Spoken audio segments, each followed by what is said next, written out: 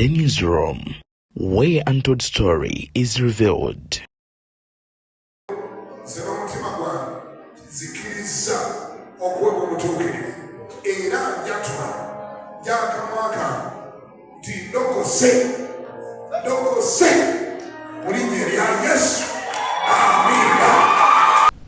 Omuyimbi Pius Mayanja abanji gwe mumanyinga Palaso agenze maaso n'okubeera nga ate awaayo obulamu bwe eri Kristo mu bufunze. Palaso alokose ono nno ekiryo ekikesezza olwaleero agenze maaso n'okubeera nga yeetaba mu overnight wali eri mu Kisenyi ewa Pastor Daudi David Kiganda era n'agenda mu maaso n'okubeera nga mwatuza obulokozi.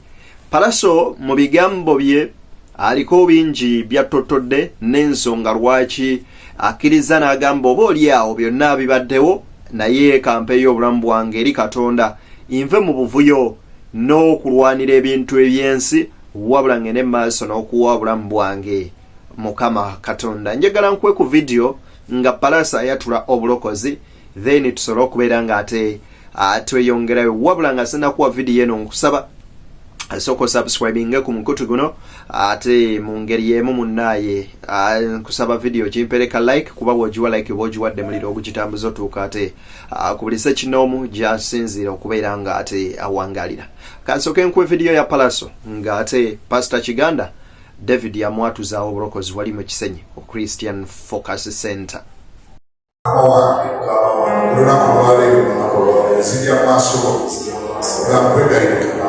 Onsasi onsonyi ebibi byange byonna bye nakola okuva mu buto okutuusa olwaleero binsonyiwa byonna ayi Yesu bye nakola nga mumanyi ne bye nakola nga simanyi binsonyiwa byonna ayi Taata kubanga olwaleero nze n'omutima gwange nzikiriza okuweebwa obutuukirivu era njatula gyakamwa kange ndokose mu linnya lya Yesu.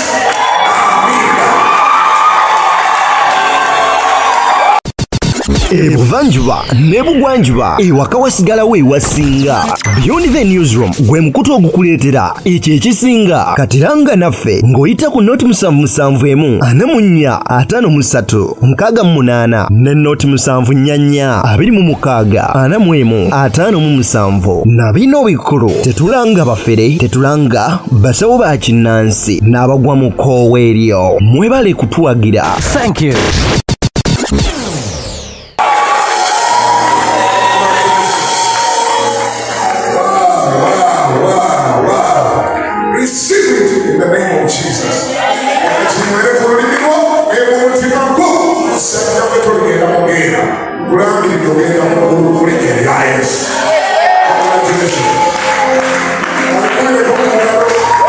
Oyadde ye muyimbi amanyikiddwa nga Pius Mayanja olunaku olwajjo yagenze butereevu wali eri ku kanisa ya Pastor Kiganda n'amwatuza obulokozi. Palaso yani Palaso y'omu ku batabani ba Muzeeyi Mayanja muto wa Kamiliyoni. Okusinziira ku Palaso nti ebbanga lino lyonna abadde yeetissa amawulire nga balina wrangles wakati we ne Alien Skin bikonde besinkanye wano ne beekuba besinkanye wali ne biba bwe biti.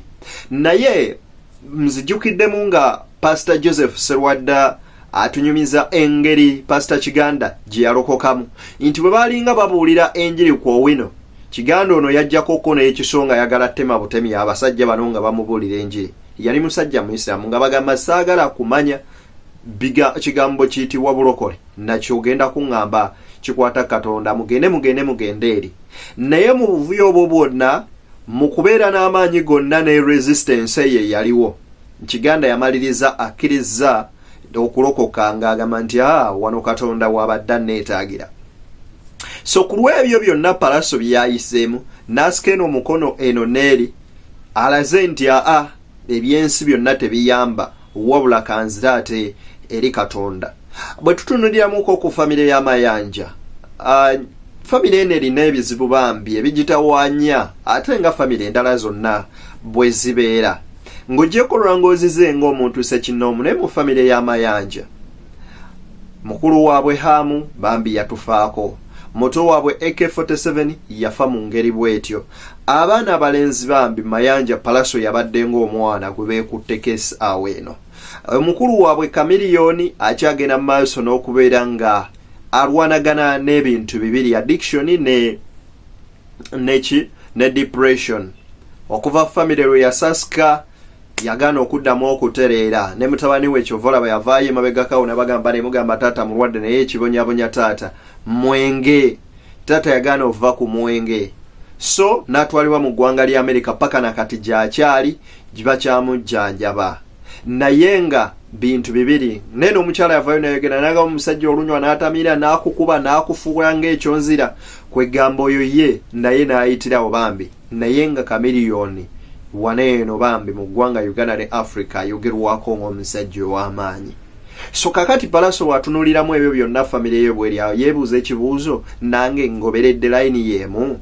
Tudde ku musajja mukulu amanyikiddwa nga Wizzo Manizo. Wizzo Manizo okuva radio lwe yafa abamu bakozesa statement gye saagala kozesa ne kangiyiseewo nti bakozesa statement yegamba nti radio bwe yafa ne Wizzo yafiirako. Lwaki? Nti depression gye yafunanga munnaamuvuddeko yamuleetera okunywa omwenge. Wizzo kati akuba mukazi we, Wizzo akola buli kimu, Wizzo eva abaatamidde bambi musajja wattu. Ng'ekyamazima amatuufu bw'otunuulira kati Mayanja abadde asigaddewo abadde Palaso. Kyokka nga naye yennyini yali mu Amerika obuvuyo butandikira eyo. Wuuyo bamusibye bamututte mu makomera, lino ne liri bamaze akomyewo wano e Uganda. Atandise okuyimba wuuno aze kakati ali mu Wrangles za kukuba Nobert Mpi, amaliriza okuba Nobert Mpi. Nobert nti ate bankuddemu erinnyo. Alien Skin amusanze ku studio ali mu rehearsal alese fujja amukubye. Career ye netandika okukkirira. Alien Skin n'ayimuka ku show gye bakola ku Freedom City. That is the rise of Alien Skin ku luyi lwa Palaso. Baba no bezzeemu amulumbi ate ku nkuuka. Alien Skin ataddewo effujjo bavuddaawo amusanze ku Mpere Festival. Alien Skin akoze effujjo ku Palaso. Palaso alumbye ewa Alien Skin n'agenda mu maaso n'okwonoona buli kimu kye yasangawo, emmotoka zaasiza endabirwamu buli kimu. Kapteni Michael Mukula n'amuyita n'amugamba Palaso mujje wano. N'atuula n'agamba maama we ne taata we n'abagamba banaye omwana mugamba kakkane. Ensi tugikwata mpola. Tetulina genda mu maaso n'okuba nga tutambula bwe tuti. Ne boogeramu abakulu n'abakulu, then n'omutabani ne bamugamba mutabani kakkana. N'amala n'atuuza n'Alien Skin. Baabo wakayita akabanga mpawo kaaga bazze beesanze Makindi eggaali zaabwe zaagadde okweyisaamu awo empi ez'okumukomo. Palaso n'avaayo n'akola live recently. Lwabadde lwakuna n'akola live ng'agamba twasinkana n'alowooza nti bwe kyafunye selfie ndi kyali waakyo siri kyali waakyo. Wavudde n'eŋŋombo nti bino byabanene. So obulamu Palaso bwabadde bambi atambuliramu ng'omuntu Ssekinoomu omutunuulira at one point or the other n'omusaasira. So kati omuntu yenna ategeera waliwo kye tugamba okweyubula n'ova mwene embeera n'odda mu ndala n'osetingawo call levels ne standards ez'oyagala otambuzaamu obulamu bwo. So Palaso bw'asalawo n'alokoka n'agamba nti kati nkyuse. Omanye ebintu byanjawulo bibiri. Okulokoka n'okukyuka byanjawulo. Waliwo omuntu alokoka n'amala emyaka ng'amulokola agamba nti ndi mulokole naye nga teyakyuka. Okukyuka it's a process eri both physical oba fresh and spirit. Nti birimu okukyuka mu mubiri mu mbeera ze ez'omuntu ne wabaawo n'okukyuka mu mwoyo. Ekyo nno kitwala eddaala ddene okusabira, okusibira n'okukola ebirala omuntu okukyuka. Kiringa omuntu okukyuka okuva ku addiction. Bw'aba badde wa mwenge agenda aguvaako mpola abadde anywa ecupa bbiri n'atandika kunywemu, abadde anywemu n'atandika nywa kendo, abadde anywa mu wiiki Monday to Friday n'atandika onywamu ennaku bbiri, agenda okumaliriza ng'anywa lumu, ne bw'aba tanywedde wiiki ng'abeerawo, then addiction n'egenda. It's a process of healing. Omuntu yenna bw'aba abadde ne addiction. So kaakati ne bino Palaso naye alina okukyuka mu mbeera ze nga zino.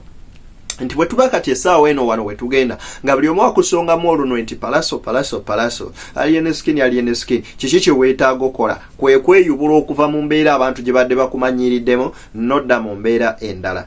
So I don't know kyekyabadde mu bwongo bwa Palaso ng'agende wa Pastor David Kiganda okumusabira, naye nze ndaba ku bantu bangi Honorable bali mwezo akunyumiza nti ye we yalokokera yali wafujjo nnyo nga talwanye nga takubye bikonde woowe ng'ate musajja agala ennyo eddiini ye nga tosobola gimugyamu ne waliwo yatuuka naye fujjo lino lyonna Katonda n'amwekwatirako yennyini. Nti waliwo omuntu ne bw'aba mutamiivu ng'asula mu mabbaala ng'abeera eyo nde Katonda waba yakamba nti agenda kunoonya nti akwetaaga nti ogenda mumuweereza lazima ne bw'okola otya Katonda aba agenda ate kukuggyayo eyo nno gy'oli n'asobola okubeera ng'ate akuzza mu sheepu gy'akwagalamu.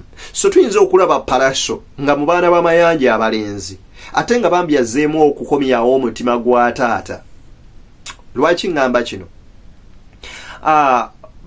Mukulu waabwe Ham Bambi bwe yali avudde mulamu w'ensi eno nali interviewinga taata Mzee Mayanja n'aŋŋamba mwana wange nfiiriddwa omwana wange, Hamu abadde mwana wange.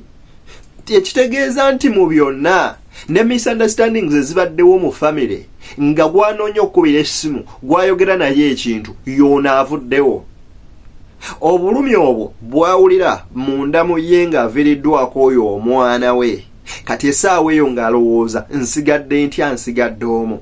Kubanga mu lwangoozi zonna fights zonna ze tulabye abatabani bakola tolabanga ku Muzeeyi Mayanja ng'avuddeyo ng'alina kyayogedde, wabula maama yavaayo n'adifendinga n'agamba omwana wange yes kino muwagidde kino ne kiri. Maama nga yavaayo kubanga maama ye Eva alina olwanirira omwana, naye waliwo omwana wa taata nga taata waatali ng'omwana waatali taata taba ye statement ya Muzeeyi Mayanja gye yali ategeeza.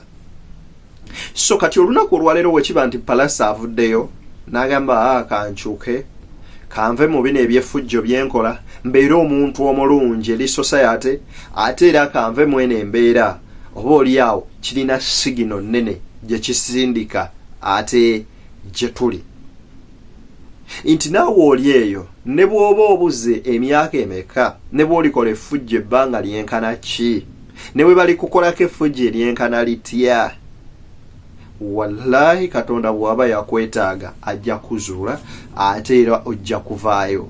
And I want to assure you ojja vaamu omuntu ow'omugaso oyo Katonda gwe yakola, kubanga ye abeerawo n'okola effujjo lyo lyonna n'okola buli kimu ne bw'aba yagamba nti toli weeyo tobeera waayo nedda era omala n'ovaayo. So tulabye abantu bangi abazze nga bakyuka.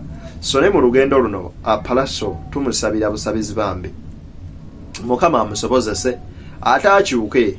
Bangi baatula ate ne batakyuka, so tusaba Katonda amukwatireka amuyambe Palaso akyuke, effujjo aliveeko, asabeko, abeeko byayitamu. Oba oliawo n'emirembe ginaakomawo mu famire y'Amayanja, oba oliawo famire y'Amayanja egenda kuddamu esobola okuba nga efuna ku respect gye yayina. Ne kati buli omu avaayo n'agamba abaana b'Amayanja abalenzi nalabye John Nobert ng'ayisaamu bubi Palaso eggaali wizaamu eggaali bankuba ebbeeyi. Palaso we nateeka mu ssente zange ne mupalusa n'ebbeeyi baali bamugula obusente butininze ne mwongera ne mufuula ow'amaanyi, kati naye yaneefuulira ababaana tebali baako ke balaba mu nsi eno biki. So Nobert n'ayogera ebigambo bingi ku Mayanja famire n'ogamba naye Mukama bino byonna binaakoma ddi? So bw'aba muvinze a step ahead n'asalawo n'agamba nti kalokoke, I think it's a nice move eri musajja mukulu amanyikiddwa nga Palaso. Era akyenyiza osaba ku mikwano gya Palaso just kumuyambako okubeera ng'akomawo adde mu mbeera entuufu, kubanga bangi Palaso nonno mukwano gwa Bobi Wine, ne Bobi Wine bangi bamutwala nga omuntu ali omunywa enjaga, omubye ennyo atasaanye, wande nali ndi mu kuinterviewingako ku baana abamu Bobi Wine baweredde naye ng'ate tayagala abaana abo bajje beerage mu kamera nti Bobi Wine yatuyamba, Bobi Wine yatukoledde bino. Omwana oyo by the way right now producer wa nnyimba ate era muyizi ali Makerera awo asoma. Omwana ono yantegeeza n'angamba yamusanga Mubende mu biseera bya Bobi Wine nga bali ku promotion ya Kabiriti ne MTN. Omwana ono yali muzinyi nga azina aho biki ne bamubuuza najja ne bateekamu olwimba lwa Bobi Wine n'agenda n'azina ku bimotoka bye MTN. Maama we yali atunda mubisi nga yokya ne kasooli Mubende mu town. Omwana ono bambi bwe yasanyusa Bobi Wine n'amubuuza maama we aliwa, n'amumulaga. Bobi Wine n'atwala omwana n'amuweerera n'asoma n'amutuusa waali kati. Naye omwana ono agamba tetwalaba ku father ng'anywajaga oba tetwalaba ku father ng'atamidde. Oyo ye Bobi Wine abantu gwe balaba essaawa eno nga bagamba nti ayo yali munywanjaga abikoze bitya, waliwo kiri kyalaga society. Nagamba let me show this the public. Buno obulamu bwange obuli private mbujjewo mbubakweke baleme kubumanya. So najja n'akyuka ate ne public n'akijjako ekyo ekyokuba omusibi w'ebiviiri omuyaaye akwata emisokoto gy'enjaga.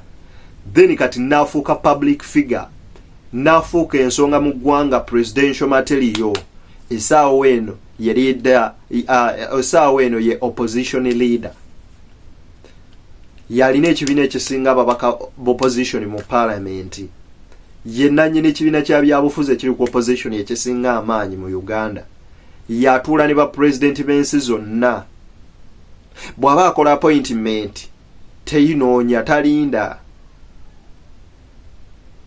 Bw'aba alina kyayagala buli omu amuwuliriza. Kati Bobi Wine yayogeranga kamera zonna zitunudde ku ye. Naye kiki waliwo Katonda kye yali amuzuulamu before. Bobi akunyumiza nti we yali afuna mukyala we Babi Itungo yamujja mu kyaki nno bulungi nga na mukazi mulokole. Era Bobi agamba for real okubeera n'omukazi omusabi ate kyanjawulomu nti Babi waliwo empisa ze yamu instiringamu oba oliawo zaatayina ezitaali za bulijjo. Era nga amukubiriza nnyo nti olaba bwe wanyweddeeko n'otamira n'okulwana wasasudde ssente bweziti zino zibadde zigula amabaati bwe gati. Ebyo bigambo bye n'era bigambo bya Babi. So Babi n'azimba Bobi okutuuka wano buli omu wamwegombera. Naye ng'ebadde impact y'omukyala. I normally say nti omukyala y'empagi y'amaka ng'ayimirira ku maviivi g'okusaba. So ebintu ebityo mubitunuulirenga nnyo mu bulamu bwamwe. So Palaso, we congratulate you. Bambi Mukama yeebazibwe, weebale. Tukusabira ate olugendo luno oluyitemu bulungi ate olutambuze bulungi. Tukwagaliza bisima byereere mu lugendo lw'otandise ate Mukama akukwatireko osobola okubeera nga obiyitamu. Banywanyi nze Deni mbakubiriza okulayikinga video zaffe ate era n'okusubscribinga ku mukutu guno. Ekyo nno oba okoze kyamaanyi. Bw'osharingirako munno weewaawo oba okoze ekyo ekisingirayo ddala okuba ekyomuwendo. Nze Deni munzikirize mbateere wano ate tusinkane nga Mukama akkiriza kuba emboozi endala mpitirivu ze tukyakolako ku mukutu guno nze ngenda maaso n'okubeera nga mbadeetera. Banywanyi awo wennyini sijja kusukkawo, sijja fuuka kitava ku sengejjero, munywanyi kifuuka wankindo.